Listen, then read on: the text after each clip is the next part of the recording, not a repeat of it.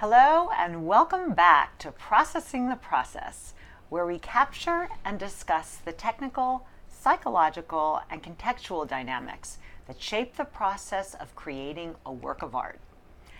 As many of you know, in our last videocast, which we did around the beginning of the new year, we discussed Jonathan's feelings about and experience of the final Second Story show and the conclusion of Second Story Dance Project. Yes.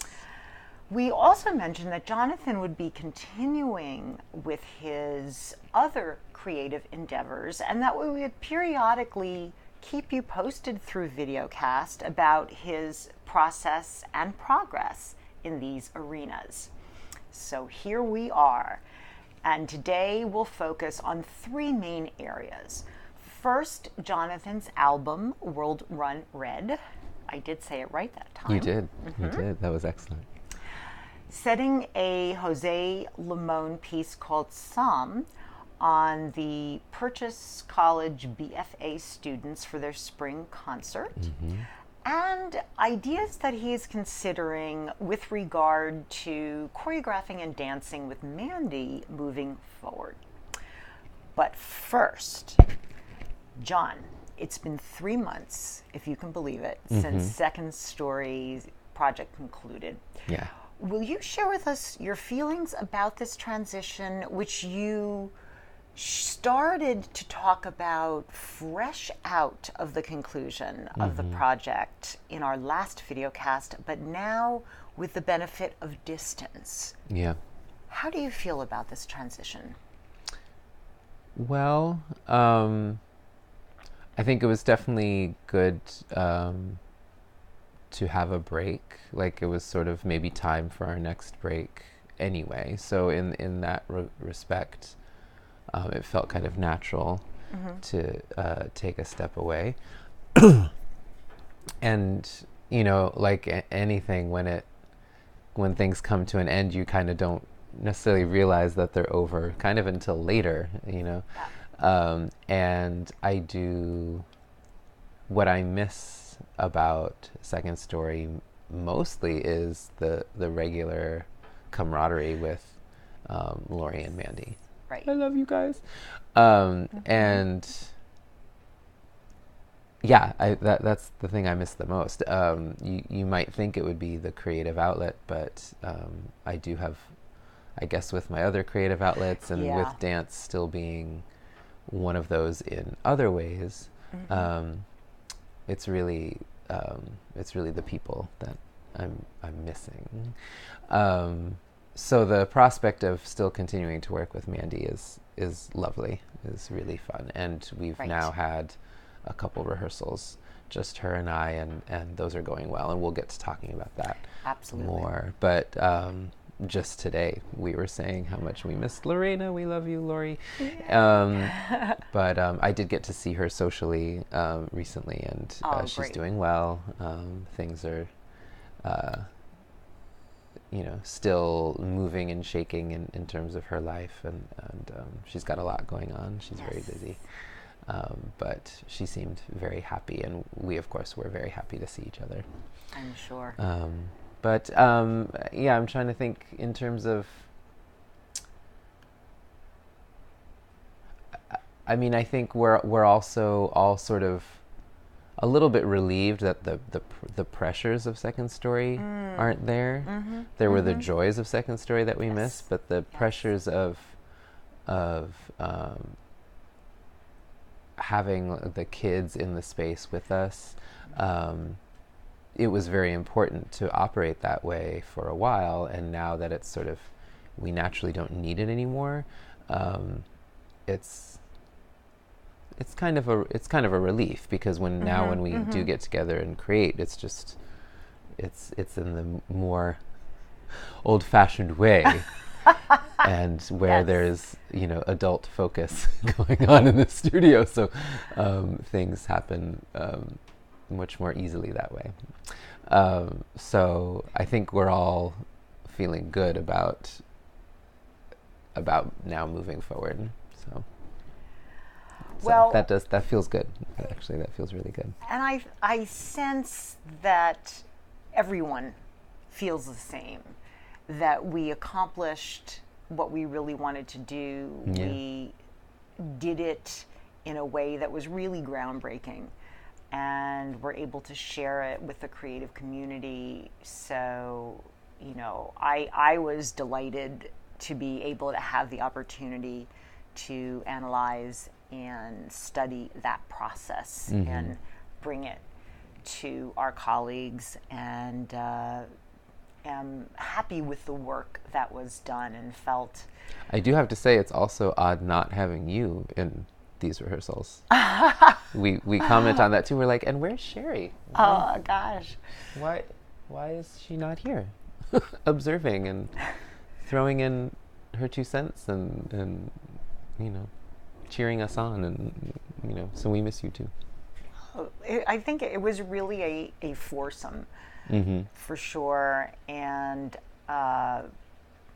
but I think it was very, very fulfilling in many different ways for the 4 of us, which I think made it maybe slightly easier to be able to close that particular door and feel very satisfied, I think, with it felt what like we a had natural done. a very, like you said, fulfilling, a very full and a very natural resolution.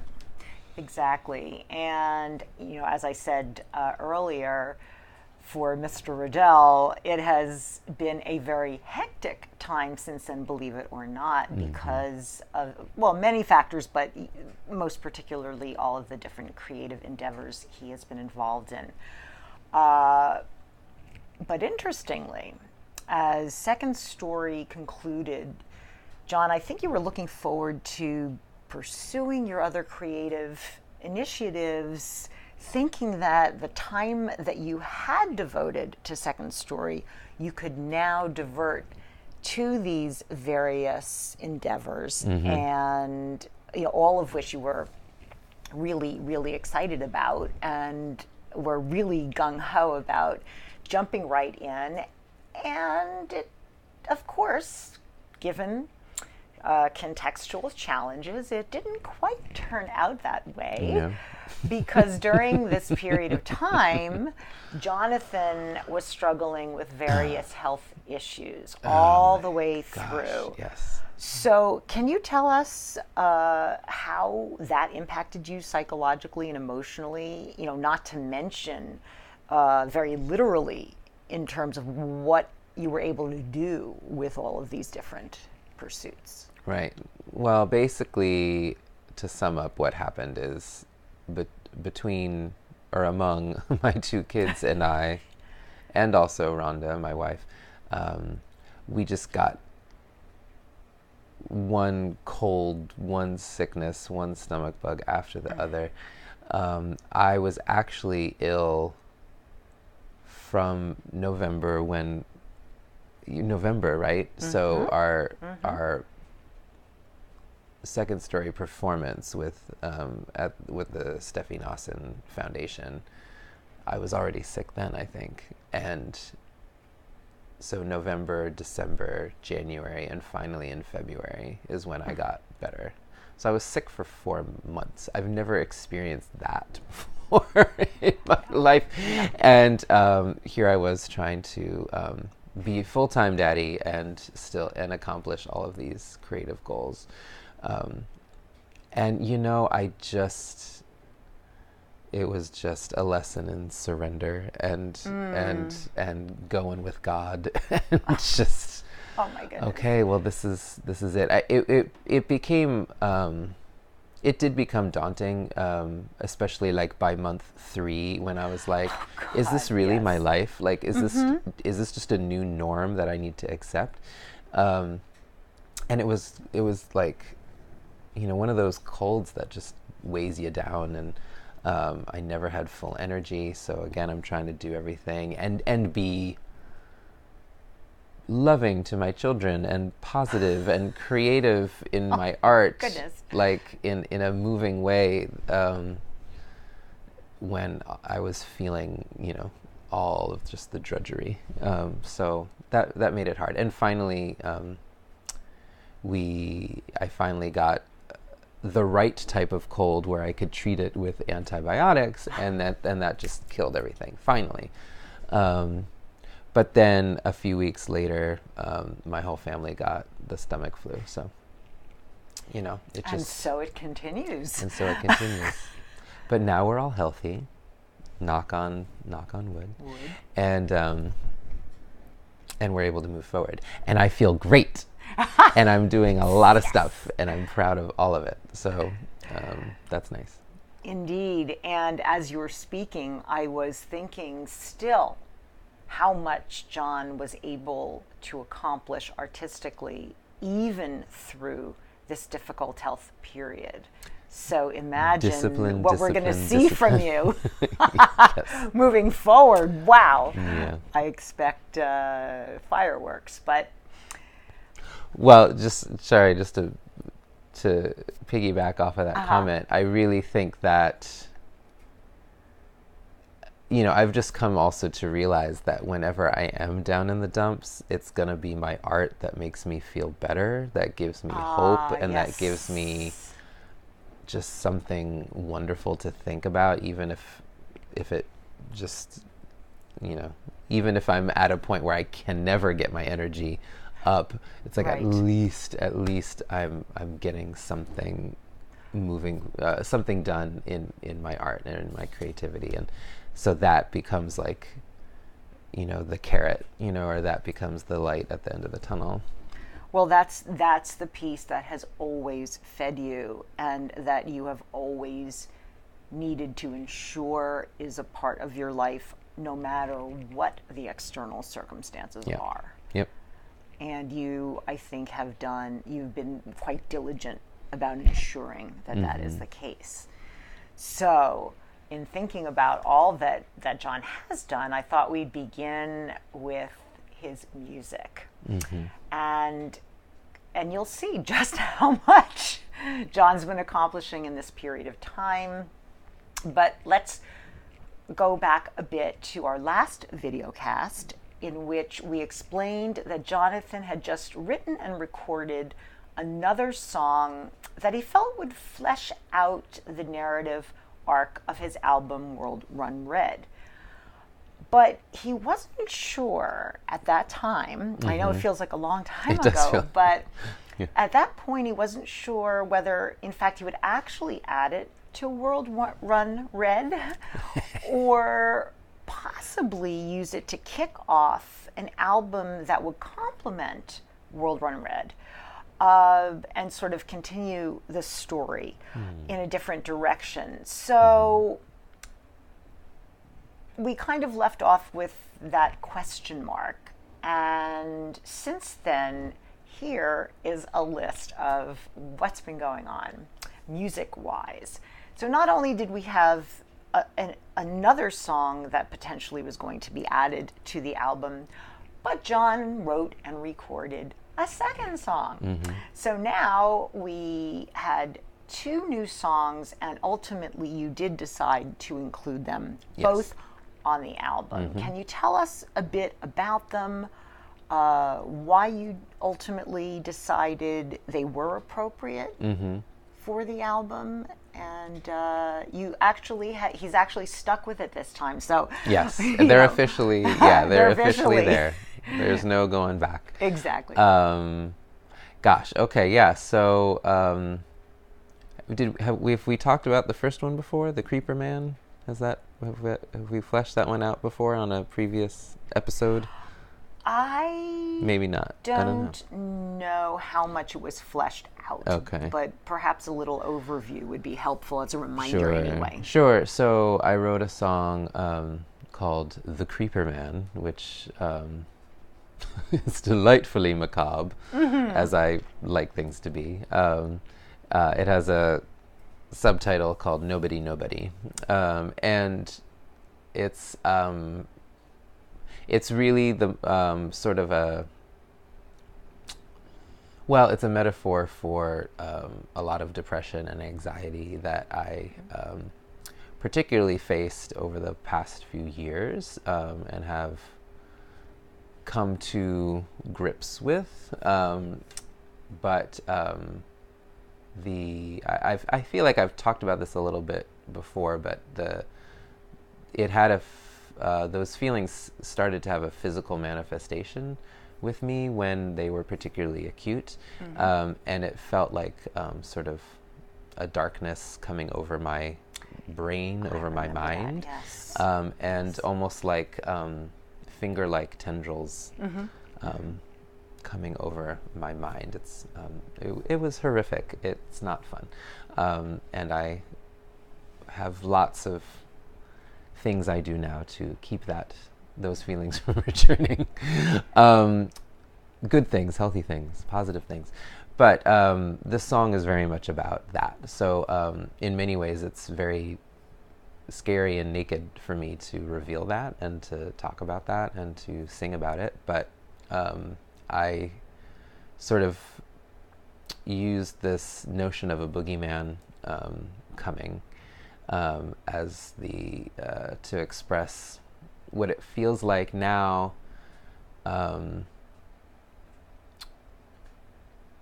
whenever I just think that those feelings might come back. And in the moments, certainly when life was more stressful for me, when they were coming more frequently, there was this anticipation of them. Right.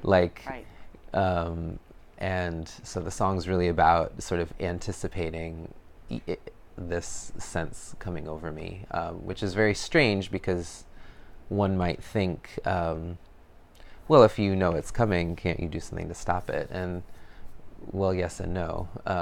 Sometimes you can't, or sometimes you don't know what to do.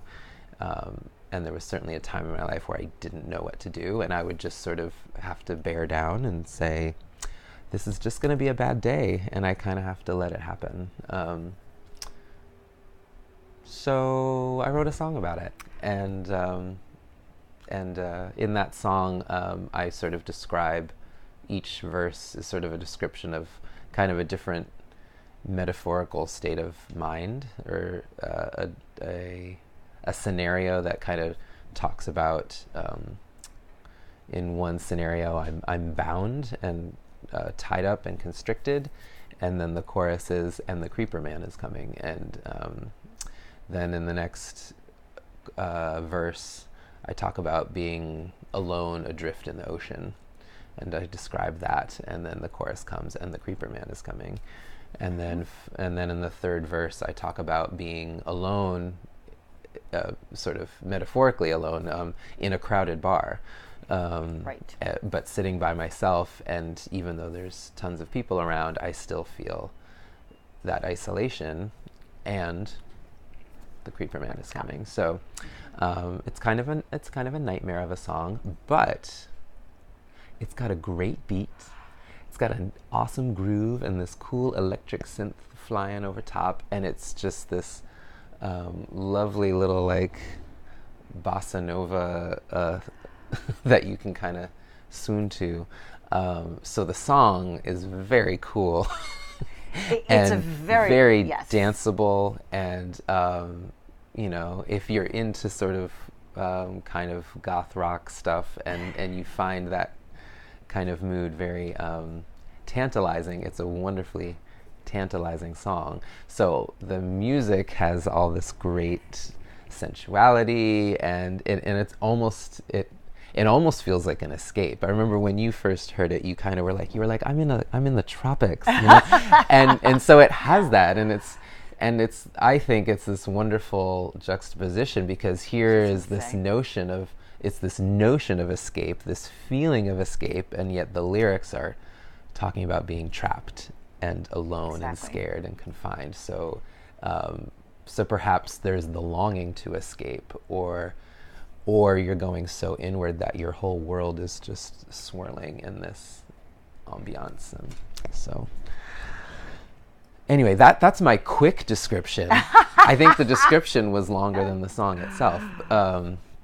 But yeah, so I wrote that thinking that I really wanted a song that could capture more of the insecurity of this character, of that time in my life, but of the character I'm trying to talk about in the album. Right. I felt like there wasn't really a song that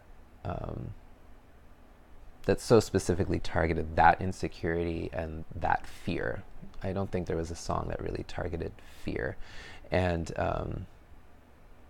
so there we go. And then I wrestled with exactly where to put it. At first, I knew exactly where I wanted to put it, but then I tried every iteration of putting it in different. Iteration. Yeah, Sherri knows because she had to listen to every iteration.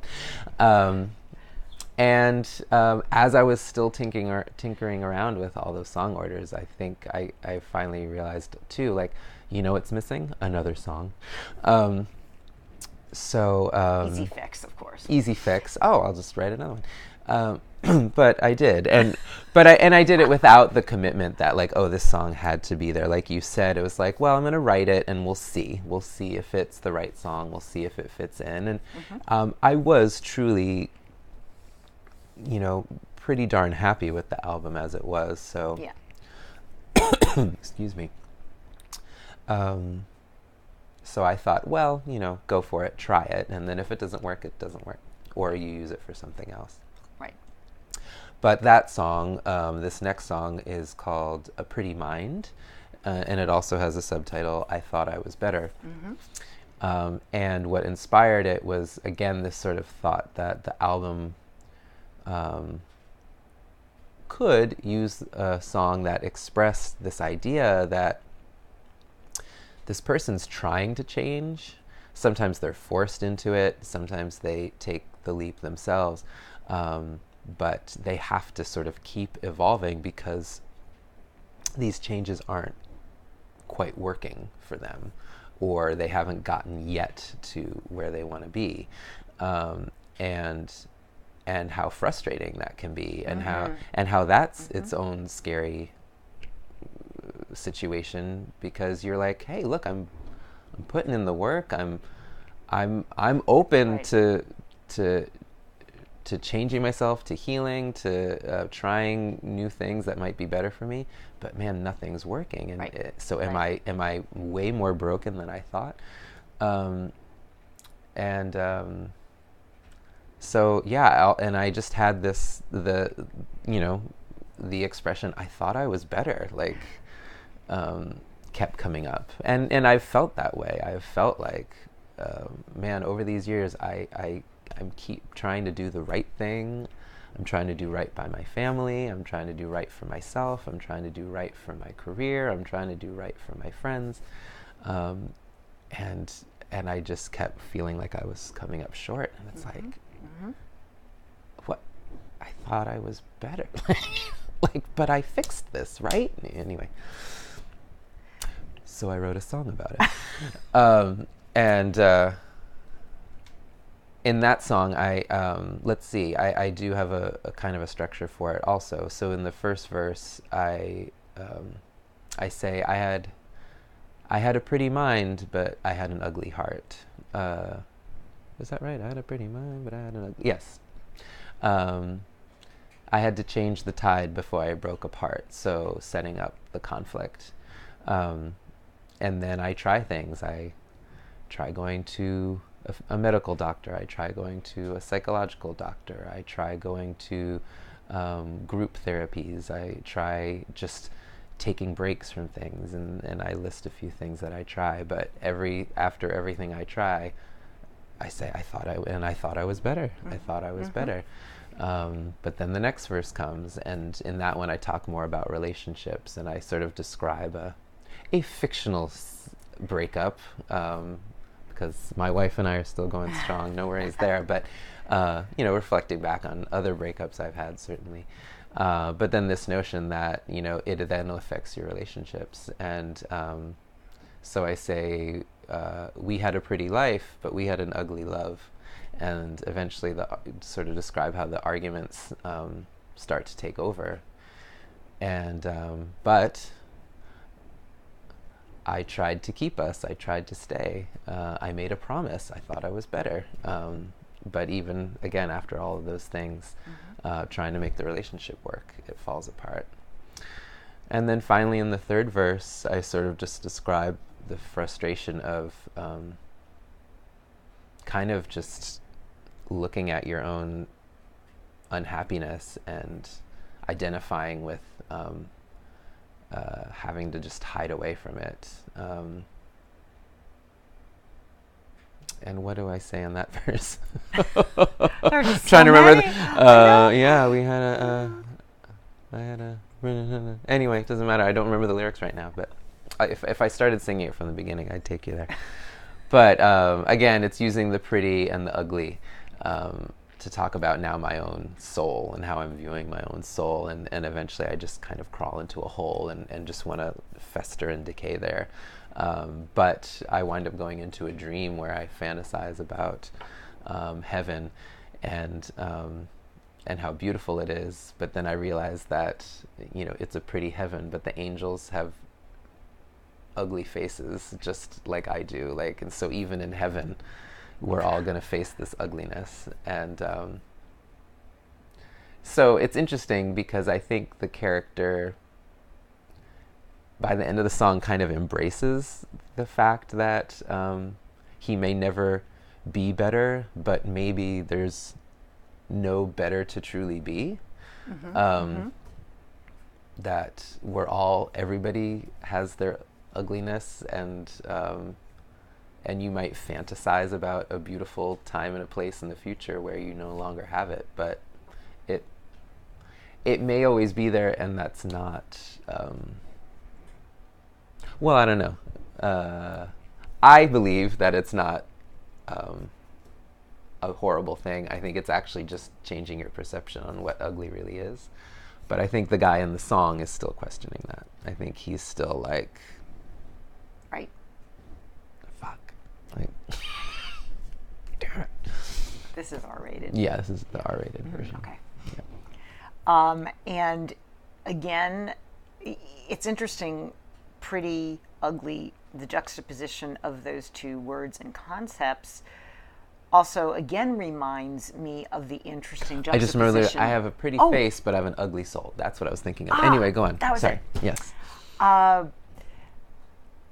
The juxtaposition of opposites in terms of the narrative theme and the music. Once again, can you describe? Sure. Yes. So the music. Yeah. That was a lot about the lyrics. The music. Again, this is one of the, actually musically, one of the more fun tracks on the album. Gotcha. Again, pretty ugly. But again, it's the pretty ugly juxtaposition. Yeah. And I wanted another like balls to the wall dance number. So the beat is actually like a Studio 54 disco beat. And then I have this like really grungy bass line under it, and so the music's really fun, and like when I hear it, I immediately start bopping and moving, and I want to drive fast, and but and it's that motor, and I think what I love about it is that, I mean, if you think about it, this guy is beating his head against a wall. Yep. He's trying things, and nothing is working. So he is turning his wheels. They are like just running, and so that is reflected in the beat and the drive of the music. And he's describing kind of a sad situation, but his feet are pedaling. And if he were on the dance floor, he'd be moving all over the place. So there you go. So I that's my disco number. That's Rubber Skull's version of disco. And so the two remain. And so the two are on the album. And again, many orders were considered, many song orders were considered. Oh, yes. And I do feel like this last one I've kind of stuck with. It's been a couple weeks now that I've stuck with it, and That's a long time in and his that's world. a long time in my world. And I'm pretty darn happy with it. But what I found interesting in every iteration was that every iteration actually worked. Well, yeah, every iteration to some does. degree. It certainly does. There's a certain arc, a certain effect I was looking for, and how each song complements the one before it and after it. Right. I was being very specific about, and so that's why I had to try every iteration I could think of. Sure. But what I loved about all these songs and trying out all these different orders is that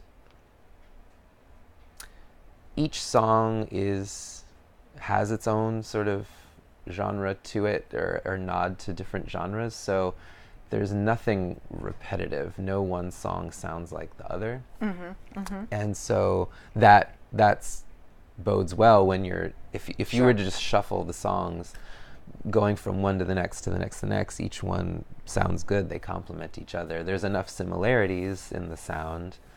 I feel like there's enough of a signature sound that they do all fit together. An industrial, electronic. Yes, exactly. And even songs that have more of a rock edge or more of an acoustic rock sound, more even the ballads, the slow songs. There's a very clear industrial drive, a very clear, electronic drum drive to them, and sound effects and things that keep it all in that world. So yeah, you could easily shuffle the album and I think be pretty happy with whatever order comes out. But to that end, we talked so much about narrative, and you know how important narrative is to me. Absolutely. So to have an order that still conveys the arc that we've talked about on other episodes, Sure. and that take us through a character's journey. It's wonderful to have that. And also certain songs, I think, really benefit from being led into well, if that makes sense. Like having the song before it sort of guide you into that next song in a particular way can be really powerful. And I feel like this order does that the best. Absolutely. And I would say to Jon, as he would say, I have a new song order. So I would ask Jon to talk me through it each time. Talk me through it from a narrative perspective. I want to understand this storyline, the through line. I want to understand and be sure it makes sense. Obviously, it's whether you think it makes sense, but in my desire to help, I just wanted to wrap my head around it and what it meant. And I think that Jon has done an incredible interior life study of an extraordinarily complex and deeply troubled individual. And I think that it's finely detailed on the one hand, and yet as I was listening to you talking about your experience of trying various different paths and still feeling the same, or feeling as if, going into self-blame mode, something we've talked about a lot, that these are actually fairly universal experiences, even though everyone experiences it in an idiosyncratic type of way. I don't think that this is an isolated type of study, but rather is really applicable to many people in many circumstances. So I think you hit a lot of different, or checked off a lot of boxes, in fact, with it. And even if you don't listen to the lyrics, and that's not your thing, you don't want to get off the dance floor. So you compel either way, Yeah. by your lyrics, by the performance of the music and the music itself. And I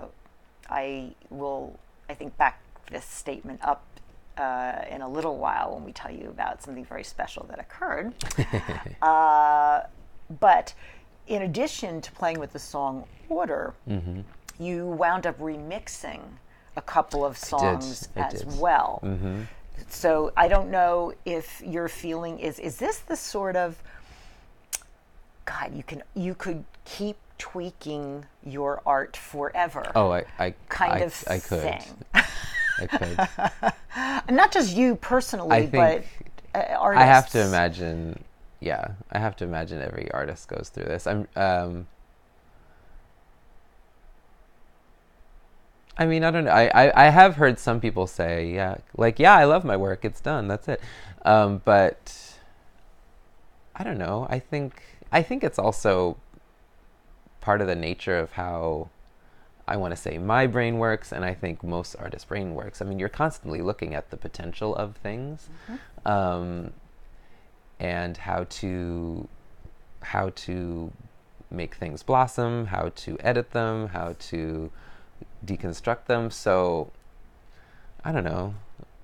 It's always fun. It's kind of fun for me to think like, oh, my album, it's done. And then I listen to it and then I'm like, oh, but what else? Like, what else could I do? Like, and I'll get inspired to add a new song, or now I'm thinking like, well, what if I had like some interludes in between some of the songs, and because this album has such a story to it, it's like this could be a musical, and and then there'd be like scenes in between, and then like, so I could have actors and a whole script, and then I'm like, well, or I could just have little musical interludes that sort of do that. Pardon me, I'm going to push a button on our camera here. There we go. So yeah, like, I don't know. I think it's fun to kind of keep going, and until I don't know, until a record label comes along and says, Stamp no, right you have to stamp it so we can sell it and do that, then I guess I'm free to do it. But talking specifically about some of the remixes I did, they came about partly like the new songs kind of inspired them, because it was like, oh, well, now that this song is included, or these two songs are in there, this other song has room to be a little different. Like, for example, So Runs the Beast, my original version of that song, which is still out there, it hasn't gone away, but I've added more, I added some harmonies to it and some backing vocals, and so the original version was very much my solo voice in a low register, not talking my way through it, but sort of that feel of like, I'm just going to sort of keep delivering the song in this fashion. And it sort of evoked this sort of continuously coiled animal. But the more I listened to the album and now had these other songs, I was like, oh, I can let the animal out a little bit in this song. So about halfway through, I start to layer the vocals with some harmonies, and it almost feels like, the ante's being upped, or more facets of the creature are starting to evolve, because the song sort of describes this creature evolving and becoming bigger and more free, and different facets of him get talked about. So it kind of makes sense that you might start to add layers to the vocals or layers to the music. And by the end, I always felt like the song wanted to scream. It's kind of cool to have a version where it never does, because that's its own suspense. But I thought, well, let me really play around with by the end, so some of the harmonies at the end go up to kind of more of a screaming pitch. And I really liked it. And so now that's the version on the album. Another sort of the opposite of that, or the opposite results was with one mistake, I kept, I was very, I don't know if I want to say this or not. Part of me was, I'll say this, part of me was very insecure about having such a long acoustic song that, again, only evolved very subtly from beginning to end. Again, there's something very powerful in that. But at the same time, I questioned, did I have, not necessarily do I have the writing chops or the performance chops to create a song like that, but do I have the production chops to convey that into a recording?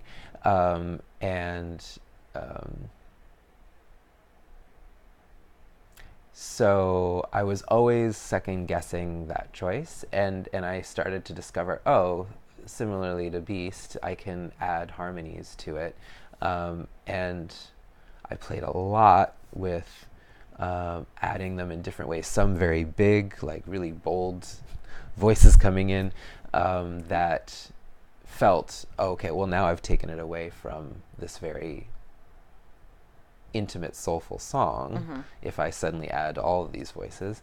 But I did eventually figure out a way to just to bring in the harmonies in a way that makes sense still to a sort of a lonely character. All of that said, I had then a great version that I call my full production version that has all of these harmonies sort of coming in, and by the sort of penultimate vocal section, it gets quite big and quite layered, and then the final section is back to quiet. And I loved that, and I had that on the album as the album version for quite a while. But then most recently, and I think this was after I posted it, I went back and changed it again. I went, you know what? I want my original version. I want my dude around a campfire strumming a guitar version, because again, with the inclusion of these other songs, so much of the album felt so big and so dancey and so drivey. I was like, why not just have a much quieter song and feel grounded in that? And so I stripped all of those harmonies away. Process, ladies and gentlemen. And then I actually had to re-record just a couple of the main vocals, because I felt I almost got too passionate, and I wanted it to really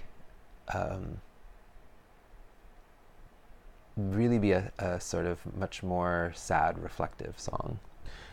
So I actually, after probably like a year of trying to make this song really be passionate, I was like, it's got to be minimal. It's got to go the other way. And that's now the version on the album. And I feel like it ultimately fits in with everything else just that little bit better because it's more unique. Well, it's interesting. I have two very quick comments because I know we have so many wonderful things to talk about. But as you were discussing the remixing of songs and playing with orders and tinkering around, I thought of a couple of things. One, that this kind of music and this kind of endeavor is really new for you. And I keep thinking in my mind of like little Jonathan being exposed to, this brand new fabulous toy, and you just can't wait to play with it and find 10,000 different ways. So I'm really learning on the fly. I mean, that's and you're really learning. a lot of it too. You're dying to get back to it and play with it, maybe in a way that would be different than if you were choreographing another work, perhaps. And the other is what we always come back to and note, that when you change a component piece of a whole, everything shifts along with it. And John's talked about that in his various endeavors, and certainly I think we see that here. And one of the other interesting things that Jon decided was that in addition to the photo that is associated with the cover of World Run Red, he took several more that had a very similar feeling, so that each song would have its own image. And we spent a good deal of time pairing each image with the song that we felt it best represented. So that's another wonderful addition to the work. Jon also decided to put the album on SoundCloud. Yes. And via email and Facebook, hopefully most of you know that at this point in time. So you can listen to the entire album either on YouTube or on SoundCloud. Just look for Rubber Skulls, and I have a page on each. And please like, please subscribe, please follow. Indeed. I'm looking at you. Looking at you. Okay. Holding you accountable. Mm-hmm. And we have been discussing a plan to film a short video for the album itself and each of its 10 songs, where it'll just be Jonathan somewhat casually talking about the various influences that came into play for each song from a musical standpoint, psychological, emotional, cultural, and political.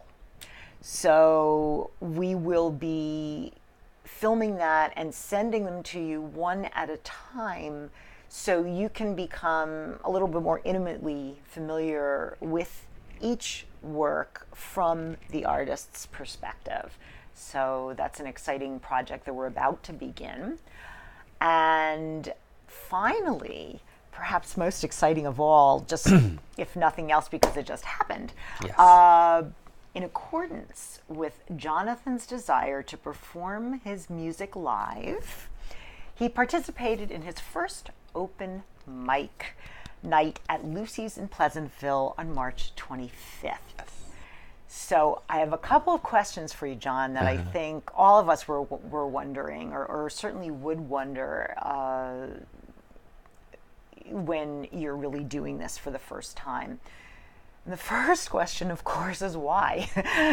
What were your goals in performing this live? And I'm remembering in a previous videocast how you spoke about your longtime adolescent rock star dream. Do you think a little bit of that was?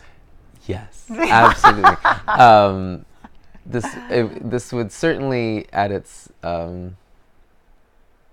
least ambitious, be just that little opportunity to taste that, and to just be like, well, why don't I go try this out and see what it feels like to be a rock star for 10 minutes in front of a few people in a bar in my hometown, Right. But at its sort of most ambitious, it's well, let me go see truly what it feels like, truly how addictive it might be, and how am I really good at this? Is this really something I could consider? Because I could really fall in love with this and have this be my focus. And if it really is all that, then I want to do it big, then I want to set my sights on some bigger goals and really shoot for them. So this was really like, okay, let me dip my toe in and see what the water's like. The water was warm. It was wonderful. But you didn't know that until you were there. And in fact, like using that metaphor, right? Oh my God. Yeah. What were you afraid of about that water? Oh, well, gosh, I don't know exactly what even I was afraid of. It was just terrifying to be in such a new situation. And we talked about this a lot, and I talked about this a lot with a lot of people who were supporting me and people who are also just responding to my performance. Yes, I have a lot of stage experience.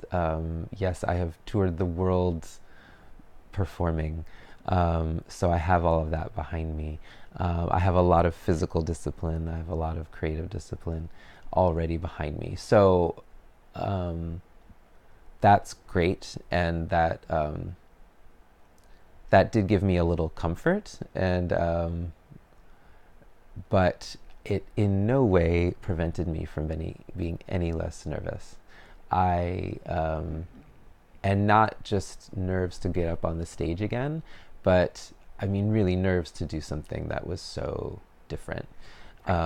This is a different medium for me entirely, and again, while I have all of that experience and a lot of perspective to draw from, like how to deliver a story, how to a lot of theatrical background, but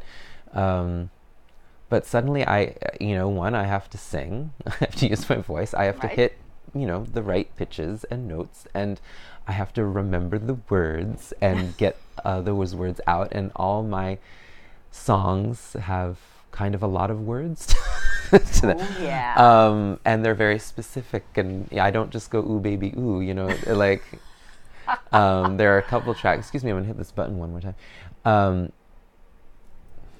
Some of my songs are quite verbose, and I was like, I don't know if I'm gonna be able to.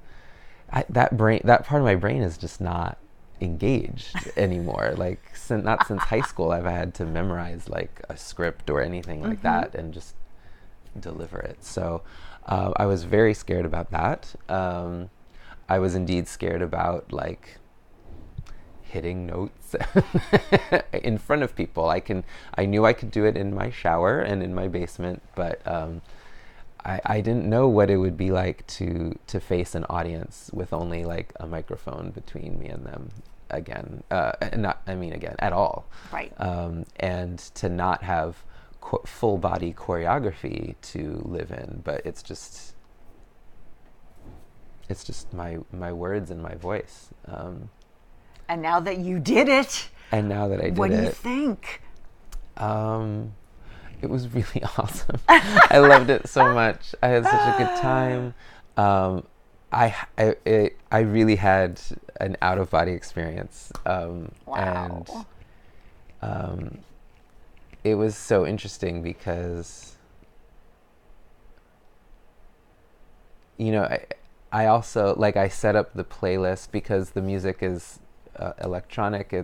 It's all pre-recorded, and it was on my computer, and so I just put them in the right order, and I thought about like pausing in between and maybe saying something, or but then part of me is like, no, I love the flow of this. Yeah. So I'm just gonna let them go. I'm just gonna let one song go into the next. But what that didn't give me time was much time to like stop, breathe, prepare for the next track, or take a drink of water or something like that. But I wanted to deliver that show. So by the middle of the second song, my mouth was bone dry. Oh no. And I had danced my way through the first number, which I kind of was like, was that a mistake? Because here I am like bouncing around trying to sing, and I was like, I take it slow, Jonathan. Like, turn it down. It's your first time. What are you doing? I couldn't help myself. That was part of the out of body experience. Is that first beat started kicking in, and I was like, I am dancing, and I am so happy. I'm loving this, but it was hard to like then make sure I focused on delivering the vocals. I was like, you can't just giggle your way through this now, and you can't just dance to the point where you can't breathe. Like, you gotta so it's tough. And then by the middle of the second song, my mouth was bone dry, and then I was like, Jonathan, you should really stop before the third song, take a drink of water, because the third song was had the most lyrics to it. It was the day I blacked out all my dreams. I had already decided that for that song, I wanted to stop my body. I wanted to stand as still as possible and really just deliver the song out to the audience, very like Torch song style, even though it's not a Torch song at all, but that sort of very honest delivery. You'll notice I was wearing sunglasses through the first two songs, but I took them off for that. So it was a bit more honest, and the audience could see my eyes. So I'm about to deliver this very naked, vulnerable performance, but with this bone dry mouth, and I'm like shaking and so nervous.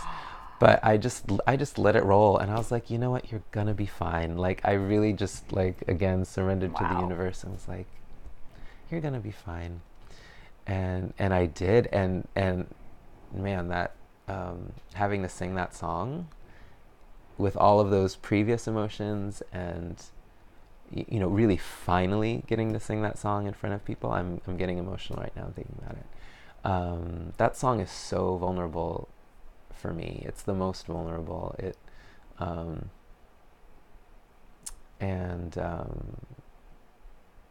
So much heartache is in that song of things that I faced in my life, and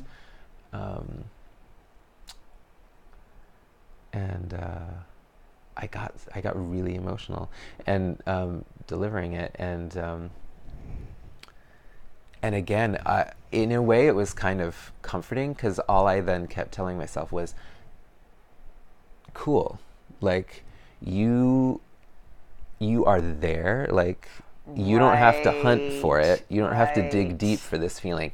It is so on the surface, and it just steadily rose throughout the whole song. Right. I was like, just get the words out. Just articulate them and get them out, and it's all just gonna come. And so in that way, it also felt really honest.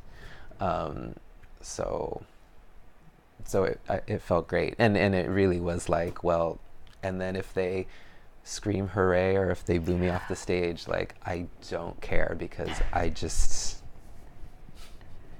my heart just went, and that was it. Like, what else can I do?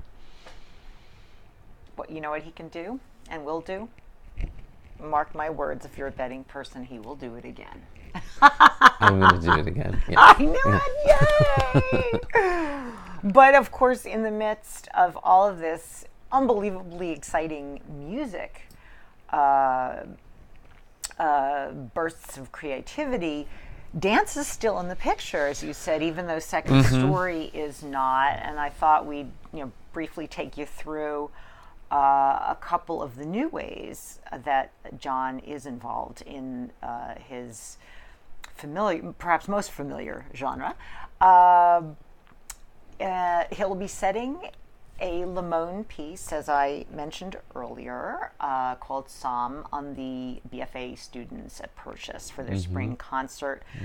And two quick questions about that, Jon, would be, one, how did it feel to revisit Psalm as a choreographer versus having danced it with Limón as a dancer? Well, it's interesting. When I was first approached to do it, I was immediately excited because I think it's a great fit for the school. I think it's and now that I'm in it, I know they are dancing it beautifully. But at the time, I was like, oh man, they're going to dance that really well.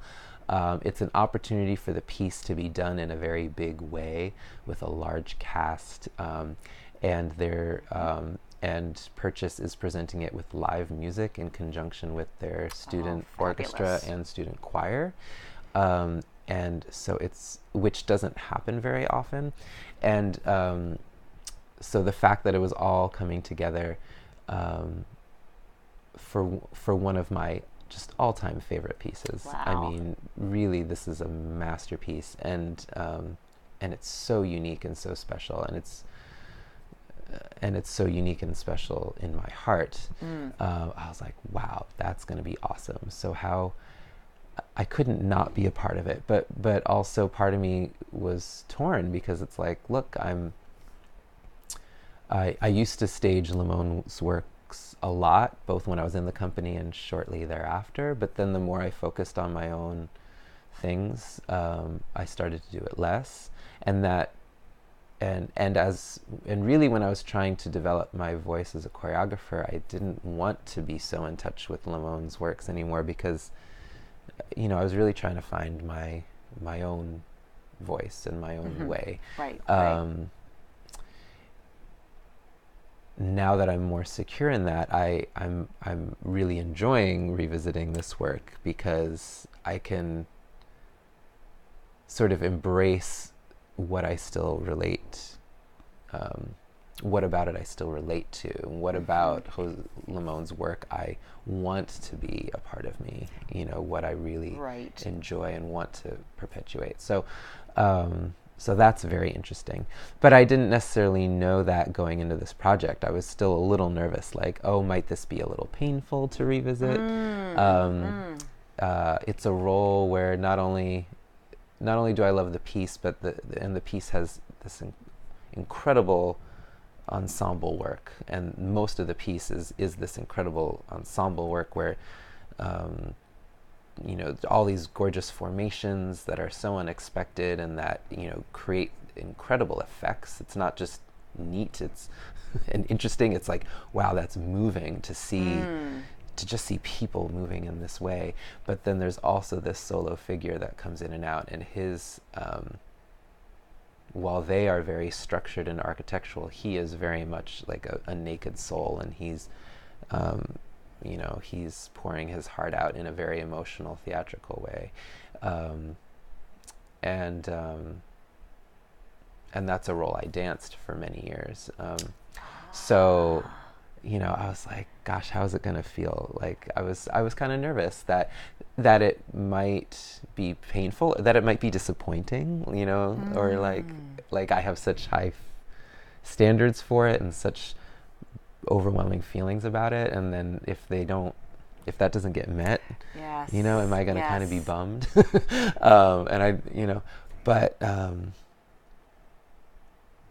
What worked very well is I had to be very clear and upfront with my time that I do have these other creative projects, but really it's the full-time daddying that I'm doing that prevented me from saying yes and I'll take on the whole project and everything.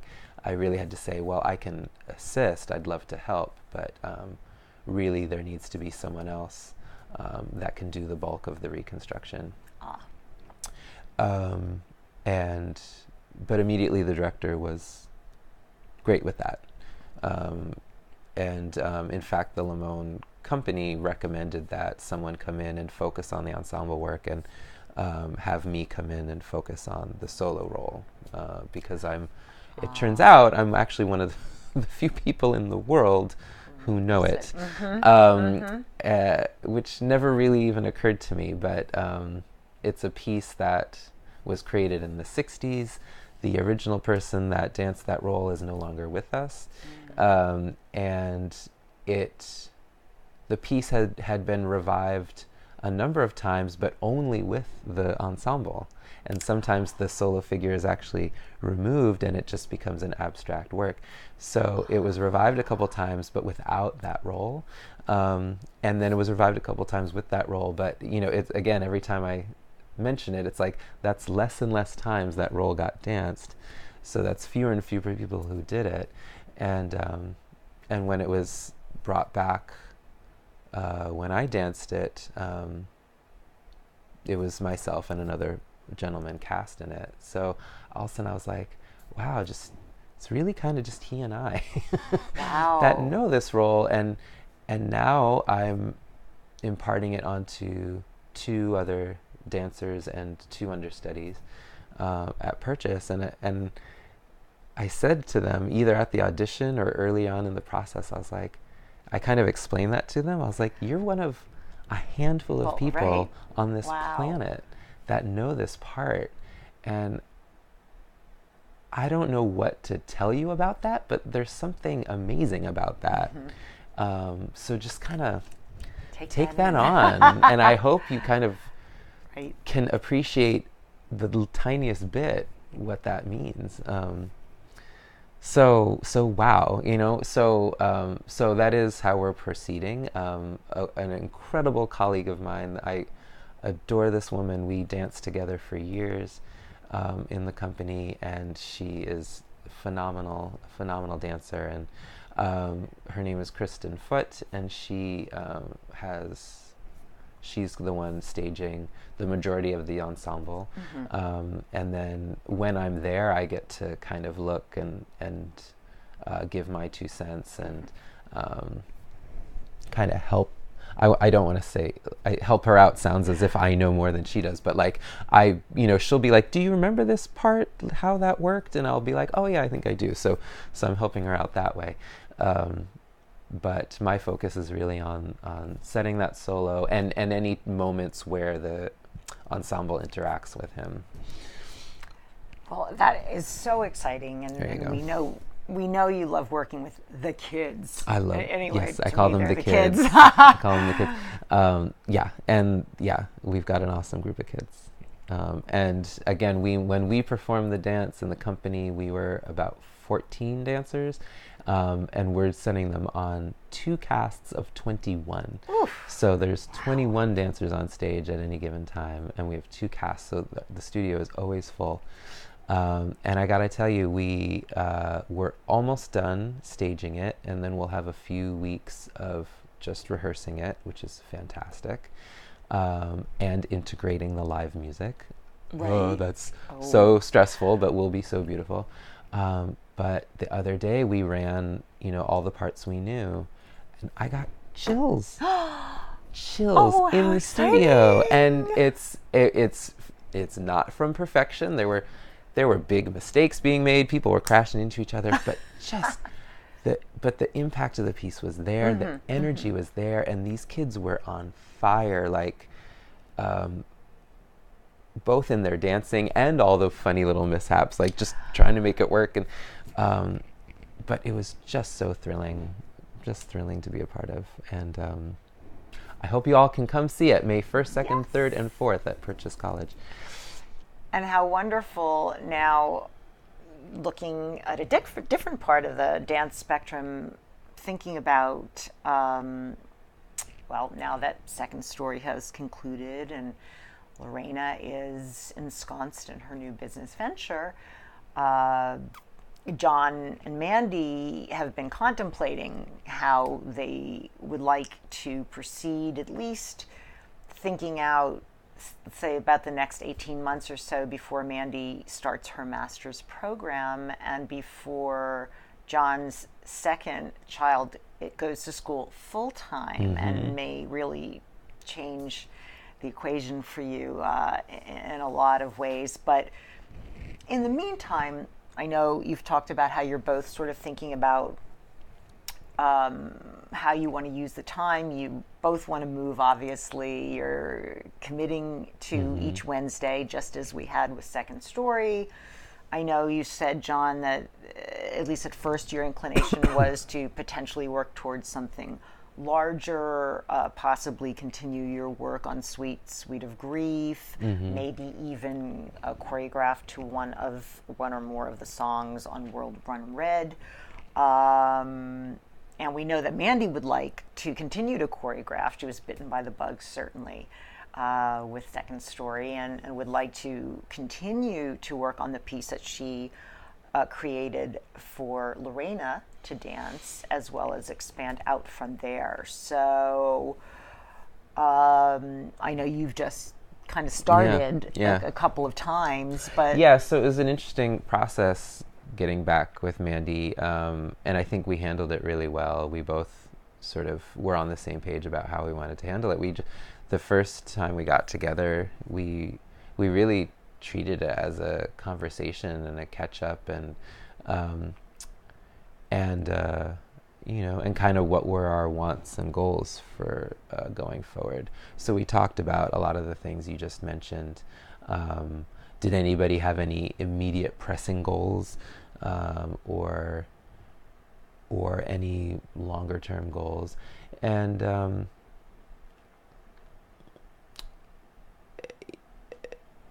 yeah. And what we kind of realized is that, yeah, we still have about a year and a half before major shifts in our lives will happen. And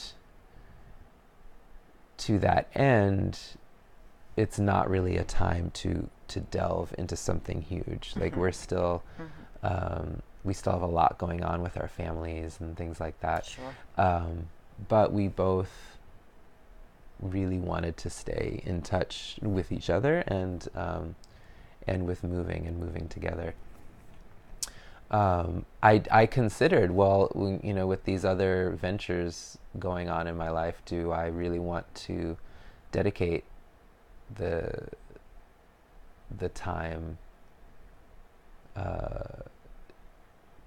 to this project, like to working more with Mandy, or do I want to just focus on music and teaching and maybe get back to my writing? Remember that? Mm-hmm.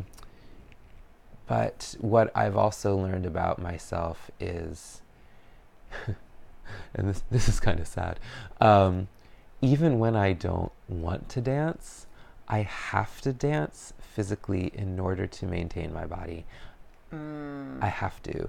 I mean, I'm sure I have to. Some other form of workout could take its place, maybe. But if I don't, it's not just a slowing down. Like, oh, I start to slow down and become more lethargic, whatever. Like, I have like physical issues that creep back and become painful. I can become stiff so quickly. And it makes my everyday life uncomfortable. So I was like, I have to have a physical discipline. Dance serves that. But if I don't have it scheduled and have people that I'm meeting and doing it with, it so easily just falls away. And so I was like, for that alone, I need to keep this time. Right. I need, and it's awesome having Mandy there because she's so enthusiastic. Yes. And she has this burning desire to move, and everything I just said applies to her too, I think. I mean, I don't know if she's ever said it that way, but it helps her, maintain herself too. So to have a partner in that way is such a gift. And I was like, you can't throw that away. Are you crazy?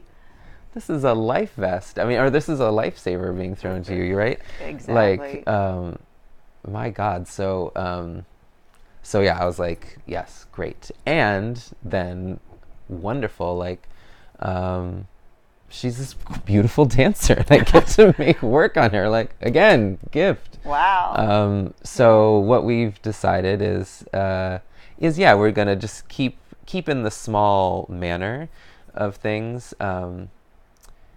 If anyone wants to kind of come on over and join us, cool. But we did agree that the second story element was concluded. Yes. There was sort of notion of, well, there were people in mind who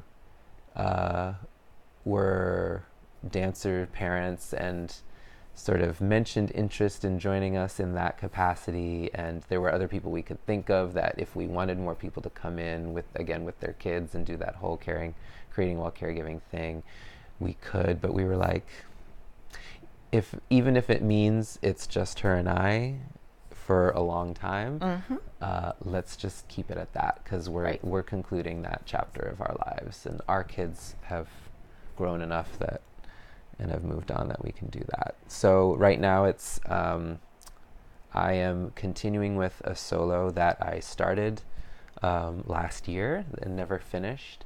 But in looking at Mandy and how she danced and her heart and soul, I was like, you know what? I bet that would be really great to work on with her. And it's been wonderful because I've really opened up my mind about the solo to really include her specific physicality, and that's expanding my perception of things, and it's been great. It's been wonderful. And she's gonna, as you said, continue on creating work, probably the solo that she created for Lorena, but specifically moving forward. And then we realized, like, well, if we ever did a performance, it's going to be the all Mandy show. But which we probably will do at some point. You know, it'll probably happen. We'll start doing showings again and maybe find a venue. And but maybe at that point, I'll be ready to bring something of my own back. And maybe we'll have other people in the mix by then. So who knows? Who knows? But it's fun. We're getting together and having fun. But that's great. But, you know, the who knows actually leads us into our final item of the evening. Kind of interesting segue. As I'm reminded of a statement you made to me, Jon, when you were saying that you are now in a place where you're trying to understand your relationship to dance in your present context. And in contemplating that, an old fantasy or dream surfaced for you, in which yes, okay, I know what you're talking about. He's like, which one is she going to bring up? Thinking of RDT as a family-friendly storytelling dance company, and you used some interesting adjectives, Jon. I'll consult my notes here, imagining the atmosphere and the works to be cheeky, having witty humor, being edgy and cool and pushing boundaries. Oh, and still being appropriate for the kids.